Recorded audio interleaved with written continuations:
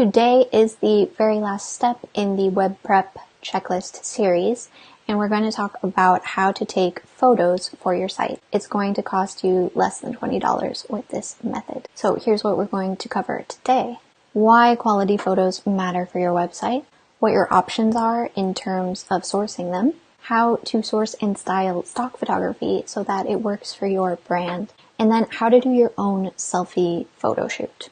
So I do have a free checklist that covers this entire series that we've been talking about how to craft websites that bring in consistent clients on autopilot without hustling. And you can get that from craftingcreative.com/checklist. And if you're just jumping in, I'm Megan. I'm the founder of craftingcreative.com, where I work with other service-based creatives like VAs, copywriters, coaches, and even other designers. And we work together to craft their websites in a way, like I said, that bring in those consistent clients without having to hustle. And actually, that photo is the example that I'm going to walk you through in this lesson. So why does it matter to have photos on your website? Well, it's important because having quality photos could mean the difference between a potential client getting to know you and like you and trust you and then choosing you over maybe they go to a peer or a competitor. And this doesn't mean that you have to drop hundreds or even thousands in cash monies on hiring a professional photographer. You can do it yourself with less than $20. And even if you are camera shy, you can source stock photos that aren't cheesy or expensive. And I'm going to show you a few tips for how to take those stock photos and make them look less like stock and more like your brand. So these are really the three photo sourcing options that you have. One, you can hire a professional or even a whole team of professionals. You can do it yourself, or you can source stock photos, either free or paid.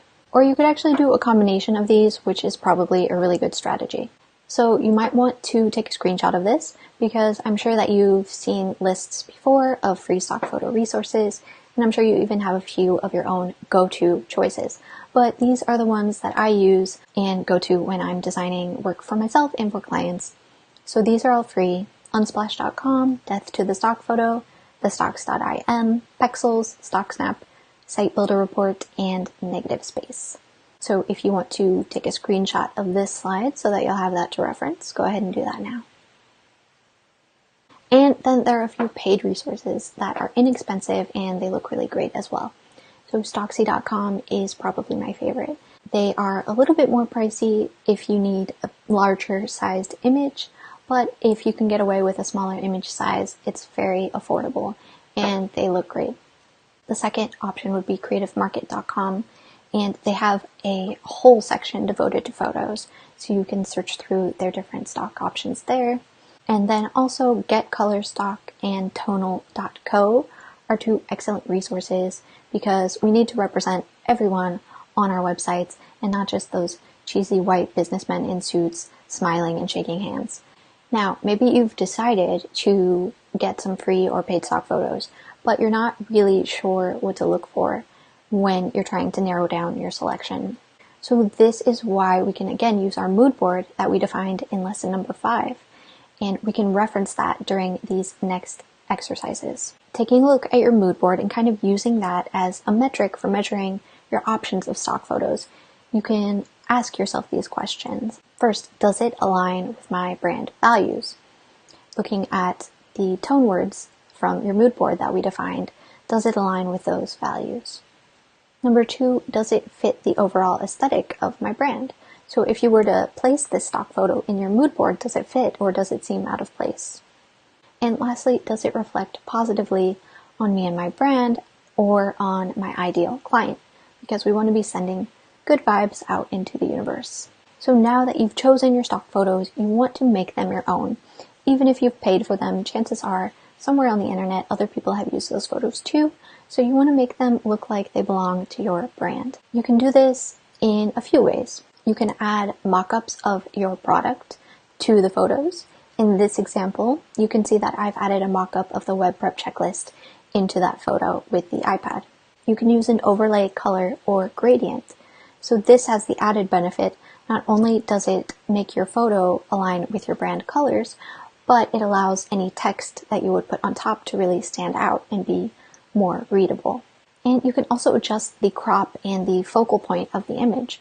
So again, in this example, it was actually a much larger rectangular image, and I adjusted the crop so that the focus would be more on the iPad. Now for the fun part, we can prep, snap, and edit our own selfie photo shoot. So step number 1, plan and prep. In this step, we really want to take our time when it comes to the planning and the prep, because that's something that I did not do when I did my own photos on my site. And then looking back, I was like, I should have done more prep because I missed out on certain angles, certain shots, using certain props. I didn't have really good lighting because I hadn't adequately planned. So rather than just diving into it, because you actually want these photos to be good and to be usable for your brand for many months or even a year or two to come. So let's take the time that we need to plan them well first. So think about, where are you going to snap? So I wanted to have a white wall in the background so that I could blow that out and just have myself against a white background. But maybe you want to have photos of yourself in your office or your workspace. Maybe you want to have lifestyle photos of you out and about in your daily tasks. Or maybe you want photos without you in them at all. You just want an assortment of objects. So think about those locations that you're going to use, and then think about at what time you would need to be in those locations to get the optimal lighting, especially if you're using natural light based on your location, like east, west, and then your windows, how much natural light will be coming through. And the more light, the better. It's going to allow you to edit it more easily and to use larger sizes of that image without it looking pixelated. You'll also want to gather your equipment. What equipment will you use? Get that ready.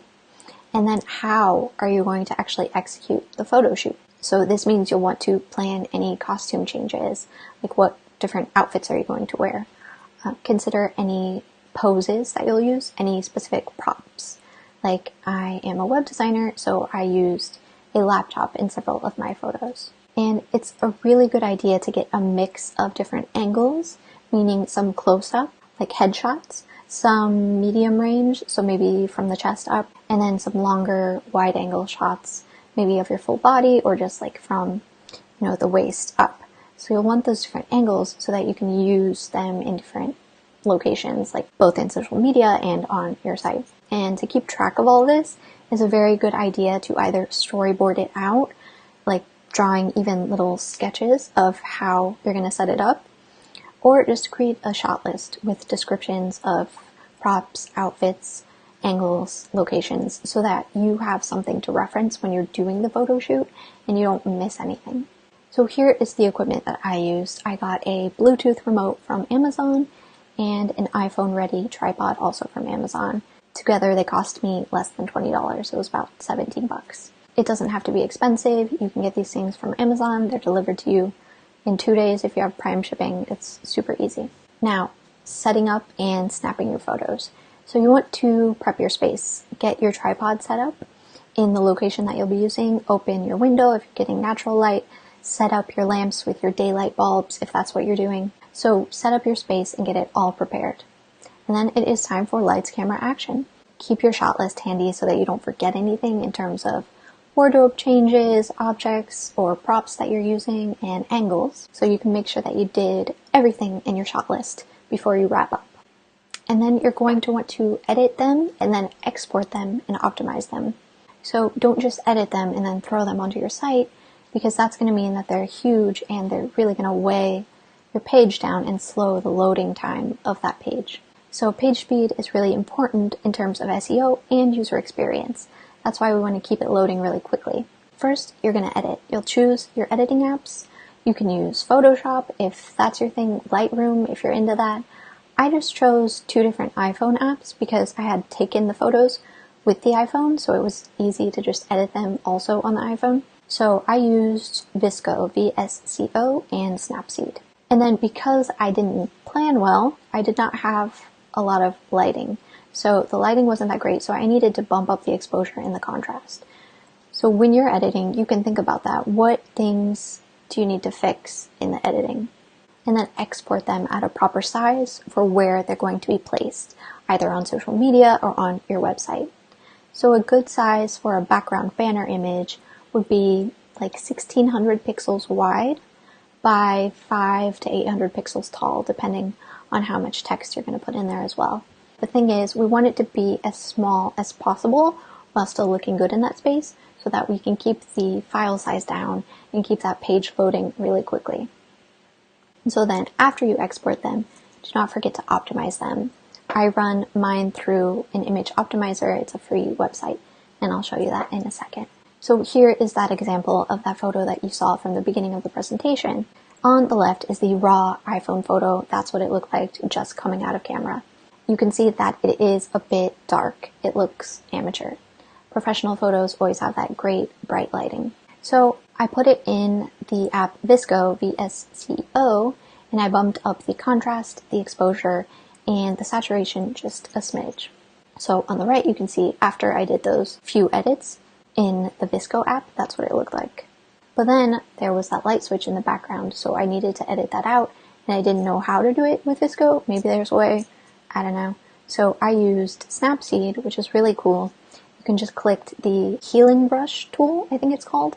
It looks like a little band-aid icon. You click that, you tap once on the screen where you want to edit out the light switch in this case, and instantly it disappeared. It's like magic. Then also, because I wanted the background to be a true white, not this like tawny cream color that it ended up being, I used Snapseed's selective tool to selectively brighten the background. And it brightened myself a little bit, but mostly I just got the background to be that white color. And then after I did that, I exported them to the size that I would need for the space that it was going to be displayed on. And then I ran it through TinyJPEG. So tinyjpeg.com. It's a free website where you can just drag and drop any JPEG photos that you have. It will compress them in seconds.